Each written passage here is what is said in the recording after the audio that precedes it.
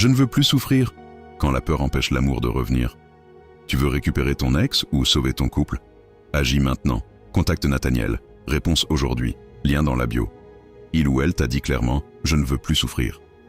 Et tu as compris que c'était fini. Tu t'es dit que si l'autre a si peur, c'est que tout est mort. Mais Nathaniel te dit l'inverse. Car cette phrase est souvent le plus grand aveu d'amour refoulé. Ce n'est pas « je ne t'aime plus », c'est « je t'aime, mais je ne veux pas que ça me détruise à nouveau ». Il ou elle associe la relation à une douleur trop forte. Et cette douleur devient un blocage. Pas un refus d'aimer, mais une peur d'en payer le prix. C'est là que l'amour devient silencieux. L'autre ressent encore. Il ou elle y pense. Mais il ou elle ne fait plus un pas. Et toi, tu restes seul face à ce mur invisible. Nathaniel, dans ces cas-là, ne force pas. Il n'agresse pas le blocage. Il contourne. Il apaise. Il travaille sur la mémoire émotionnelle. Il efface la trace douloureuse pour réveiller la trace heureuse. C'est un travail précis. Il ne suffit pas de rappeler les bons moments.